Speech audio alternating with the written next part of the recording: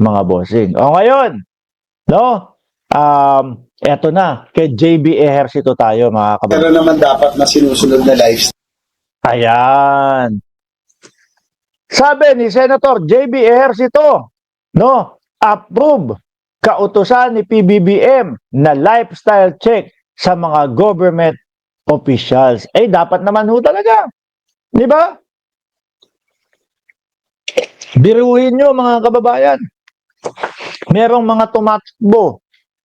May mga tumatakbo, gumagastos ng bilyon-bilyon.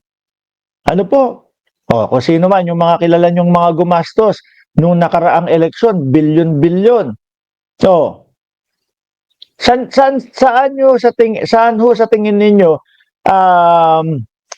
saang anggulo sa tingin ninyo, ano po, yung pwede nilang bawiin yung pera na yun? Eh, sa Senado lang ho, mga kababayan. Magkano po ang sinusweldo ng mga senador? 330 thousand kada buwan. Pero wag ka, mga kababayan, mga boss chief amo sir, bilyon-bilyon yung mga nakikita ho natin sa kanila. Bilyon-bilyon yung mga ari-arian nila. Di ba? Ngayon, i-check natin lahat ito.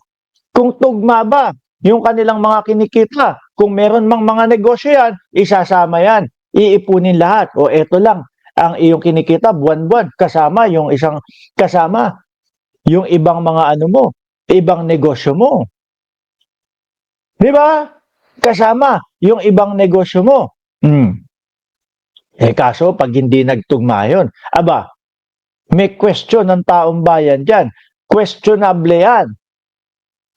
Di po ba? Kaya kapag ka nagkaroon po ng mga lifestyle check, itong mga ito, nako, hindi kaya dito dadalhin si General Torre, mga boss chief mo, sir?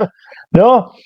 Yung mga magche-check, yung mga uhuli, eh, si General Torre yung may tapang eh. Yung malakas yung malakas ang loob sa mga ganyan eh. Mga ganyan. Kilala ka, senador? Ano, pakialam ko sa iyo. No? Kasama ka sa dapat imbestigahan. Diyan sa mga milyon-milyon, bilyon-bilyon. Oh. Di ba? No, tuloy. Game. It is about time, and actually doon pa yun that talagang meron naman dapat na sinusunod na lifestyle na diba? May etiquette dapat sa gobyerno na hindi dapat maging magarbo, no, sa pagkakalam. And it's about time kasi medyo may mga sumusobra din. Yung mga revelation ni Senator Lacson, some DPWH officials, actually some government Actually, mga kababayan, di ba? Madaming mga tumatanggi. May tumanggi, si Joel Villanueva. Hindi ko kilala itong si Alcantara. Wala po kaming mga kakilalang mga ganyan na mga contractor, etc., etc. Sa Senado nga lang ho eh. Alam mo natin, mga bossing hindi po natin isinasa isang tabi yung mga congressman o sa kongreso. Alam natin, meron din ho dyan. Pero, dito sa mga senador, meron dito, mga kababayan. Di ba? Merong mga senador na hindi pa nag-uumpisa. MCA Vocal Studio, shoutout sa iyo. Hindi pa nag-uumpisa, mga bossing pero umiiwas na. Opo, wala kaming alam dyan. Wala kaming kakilalang mga kontraktor na ganito, ganyan. Eh ngayon, ayan, nagpapasalamat pa sa kanila yung mga kontraktor. Idagdag mo pa itong mga questionable na mga insertion po, mga bossing. Ang saklap. Di po ba? Flood control. Ano ang nangunguna? Sabi ni Senador Ping Lacson, ano ang notorious na bayan sa flood control? Bulacan daw po. Di ba? At ang sinasabi ng House wala o hindi galing sa amin yung mga ghost project na nangyari diyan sa Bulacan. Ang tanong, saan nanggaling yun?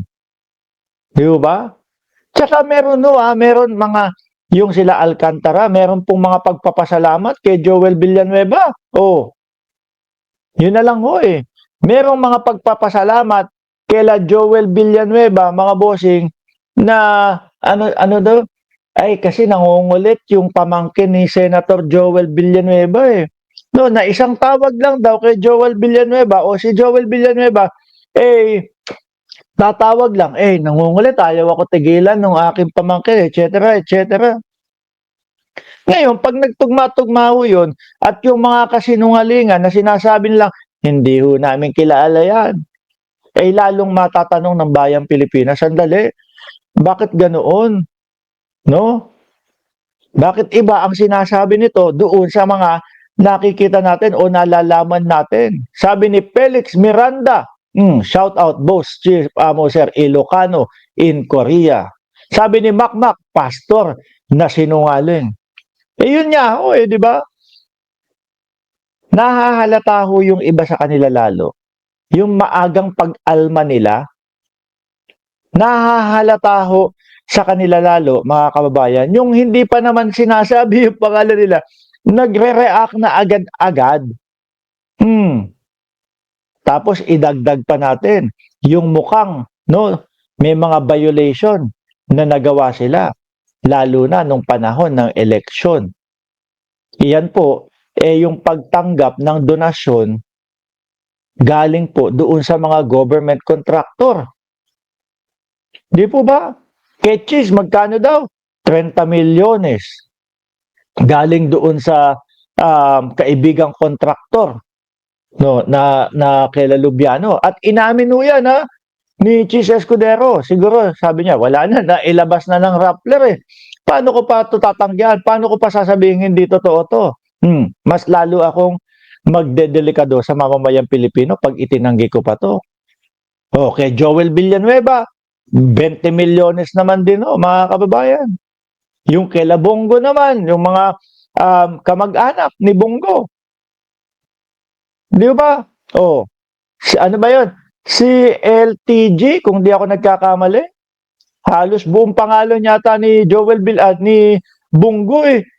Yung contractor na naka-abbreviation doon eh. Si LTG. Paki-ano nyo nga, komento nyo nga dyan o paki-type nyo nga kung ano yung mismong buong pangalan na yon, yung CLTG Builders na yon, Shiro Kalsaki. Alam ko yung G, Go, Lawrence, yung L, yung T, nakalimutan ko, tsaka yung C, lagi ko nakakalimutan. Felix Miranda, my latest, engineer at contractor, niligpit daw. Christopher Lawrence Tesoro, Go. Diba? Game. Officials yun, medyo, di ba? Pero, yun lang, yung in-example niya dun, we made our own investigation.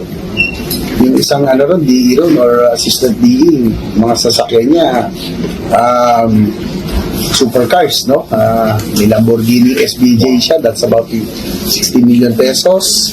Ferrari SF90. Grabe, Kung hindi ako nagkakamali, yung kwentasyon doon sa mga diskaya, doon sa contractor naman, yung kwentasyon doon sa mga sasakyan ng mga diskaya, grabe, parang ang nakita ko doon, pagkakakwenta, humigit kumulang 1 billion daw aabot. Grabe, ang lalaki mga kababayan, ang gaganda. No? Yung iba talagang hindi lang 16 million, yung iba hindi lang yung iba sabi ko nga sa inyo, payong lang daw po ang dahilan kung bakit binili yung Rolls Royce, mga kababayan. Kasi yung Rolls Royce, wala ho tayo nun. No? Ako ay hindi pa ako nakakakita sa personal ng Rolls Royce, mga kababayan. Pero lagi akong nanonood ng mga tungkol sa sasakyan. Lagi kong napapanood. Yung Rolls Royce nga, may pipindutin ka doon sa gilid, huhugutin mo yung payo.